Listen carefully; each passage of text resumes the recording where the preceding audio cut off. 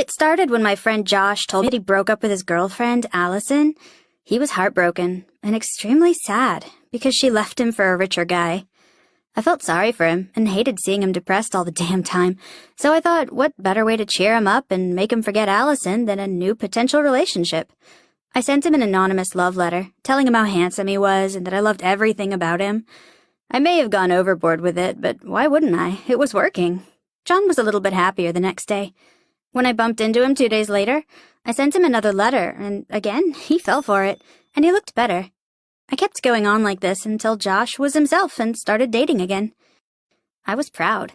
My letters were like therapy for him, and I thought it could work with everyone around. So every time one of my friends, boys or girls, went through a bad breakup, I would send them love letters. They would feel better and move on.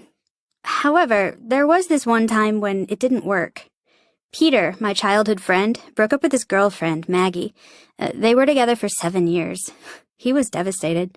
I sent him my usual letters, a lot of them actually, but he never paid them any attention. He was sad for months. He even ditched all our meetings and movie dates. I was pissed. He was my buddy. So I decided to talk to Maggie. Maybe she can bring his sanity back. I texted her, and we met at a restaurant. I told her how Peter was feeling and that he was crushed after their breakup. I asked her if she could fix things up with him or even give him a call to make him feel better, but she refused. She told me that she moved on and that she started dating a guy called Jordan. Maggie was not an option. So I decided to step up my game. If regular love letters wouldn't do the trick, then personal ones would. I wanted to send Peter personal letters that actually describes his features, his good side, to remind him why he deserves better. For a week, I made it my mission to observe him. I followed him to his work, I went to his apartment and pretended to need his help so I can spend as much time as possible with him. I also booked us lots of activities to keep his mind busy and keep Maggie out of his mind. I watched how he walked, how he talked, and how he interacted with people, and then I sent him handwritten letters to his office. But something funny happened along the way. I began having feelings for Peter. I don't know why, but it's just what happened. I started dreaming about him. I hated seeing him with other girls, and I just wanted him to pay attention to me. Just like that, my letters became real, full of affection and honest emotions. But I couldn't say anything to him, not when he was all caught up with his ex's drama. I hid my emotions while sending him letters, and up until then, he had never mentioned getting any letters, which really bugged me, because I used to tell him everything that was happening in my life. Finally, one night at dinner, just after I sent my 16th letter, he told me that he had been receiving letters from an unknown person. I was excited to hear what he had to say about them. He said that the letter warmed up his heart, but he was sorry that he couldn't love the writer back because he was developing feelings for another person. My heart dropped. Take it back with Maggie. I knew it. What should I do now? Tears were forming in my eyes. Peter was nervous. He asked me, "What's wrong?" I couldn't take it anymore. I broke down and told him that I wrote the letters and that I was falling in love with him. I told him that I didn't mean to, but maybe it would be better for the both of us if we stopped seeing each other. Suddenly, out of nowhere, Peter burst out laughing. He said, "Oh my God, I can't believe this. I'm in love with you too." He told me that he was touched by my efforts to take care of him. Seeing me every day and doing all those activities together had moved something in him. And now, after he knew that I wrote the letters, it made him love me even more. What could I say? The whole thing was surreal. And from that moment on, Peter and I were inseparable. We were in love. I had no idea how he'd been before my eyes all this time, and we'd never been together. But things did not last. 6 months into our relationship, his ex-girlfriend Maggie showed up asking for forgiveness. She wanted Peter back. Apparently, her boyfriend Jordan dumped her for another famous actress, and now she was jealous of my relationship with Peter. She started harassing me, commenting on my social media accounts, criticizing me, and she trash-talked me among our mutual friends. One time, she managed to get into Peter's apartment. She had met him accidentally in the street, and he invited her over for tea, and she saw one of my letters. Peter had framed his favorite letter and hung it on the wall. Maggie took a picture of that letter. She was sure that she had seen it somewhere. She kept mentioning to all my friends, until Josh and 2 other of my friends, Kate and Ian, showed her theirs. After some investigation, they all concluded that it was me. They were furious. They told me that I was no longer their friend and that I had deceived them all. They didn't want anything to do with me. And Maggie being Maggie, she told Peter all about it. Peter was shattered. He thought that the whole thing was a lie and that I was just joking around. He was hurt. He thought that I was acting and that all my feelings were fake. I was crying when I told him that all my feelings were real. I loved him with all my heart, but nothing worked. He was too hurt by my lie. We broke up. After the breakup, I didn't want to stay next to any of my friends, or Peter. If he believes Maggie over me, then so be it. They all hated me, so I didn't see a point in staying there, and I definitely didn't want to go back where my parents lived. I quit my job and moved to London. I had applied for a scholarship to study there and got accepted.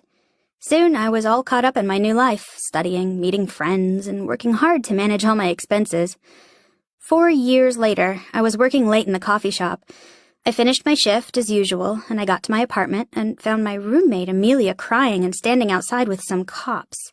I asked her what happened. She told me that we had been robbed. What? The cops asked us questions. We waited outside until they were done, and then we got in. The whole apartment was messy. The robbers had gone through all our stuff, and they stole everything valuable: money, jewelry, clothes, and even books. We were left practically with nothing. I sat there on the floor, on the verge of having a meltdown. I knew I had some money in my bank account, but it was not enough to pay the rent for 2 more months and take care of all the bills, food, clothes, and all my other necessities. I still had the final semester to finish. I can't get another loan from the bank because I already got one, and I can't ask my parents. They were barely making enough money for them. They told me when I turned 18 years old that I need to manage my life alone and that they can't afford to pay me anything. I felt desperate. Why was this happening to me? But as usual, I had to make it work. I asked the coffee shop owner to give me double shifts. I started working double shifts, day and night, and along with my studying, I was exhausted most of the time. That's when Amelia suggested, you can do better than that if you just listen to me. What do you mean? I asked her. Haven't you heard of gold diggers? Amelia was that kind of girl, and it suited her just fine. She managed to get everything she lost after the robbery. You only have to go on dates with older men. That easy. I thought about it. I didn't like it, but then why not? Everyone was doing it. Plus, all the shifts I was working at the coffee shop were paying me practically nothing. I barely made it to the end of the month, so I gave in. I agreed. Amelia arranged me dates. Every few days I would go with a different guy. I looked like a slut wearing all kinds of short, revealing dresses. The men would shower me with gifts, designer bags, shoes, jewelry, and a bunch of other stuff. I sold those things online for money. I was not proud of what I was doing. I was not proud with the reputation I've built, but I had to do that to survive. It continued like this for a while, studying, working, spending nights with older guys, on repeat. I didn't have time to rest. I was burnt out all the time until one day my body couldn't take it. I collapsed and I fell on the ground in the middle of my afternoon shift. I passed out. When I woke up, 3 faces were looking at me. The shop owner, James the waiter, and Peter. Am I dreaming? Is it really him? What's happening? I closed my eyes and opened them again, and it really was Peter. I tried to stand up fast, but I felt dizzy. I almost fell again. He grabbed my hand, saying, "Slowly, slowly." 15 minutes later, we were sitting across from each other, looking into each other's eyes. All my feelings came rushing back as if we had never been separated, but I was also angry at him. Angry at what he did, angry that he never believed me. Peter told me that after I left to London, he kept looking for me. He didn't know where I was, and he couldn't reach me because I had already deactivated all of my social media accounts. Then how did you find me?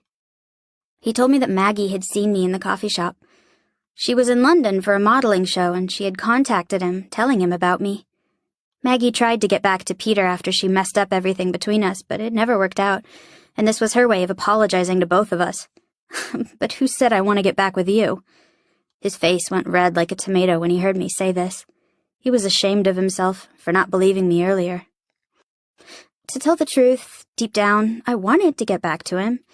I still loved him. 4 years were not enough to make me forget him, but I had a new problem. I was afraid that he would find out my secret, that I was known as a gold digger. I was afraid that he would think badly of me, and think that I wasn't worth it, that I was a big fat liar.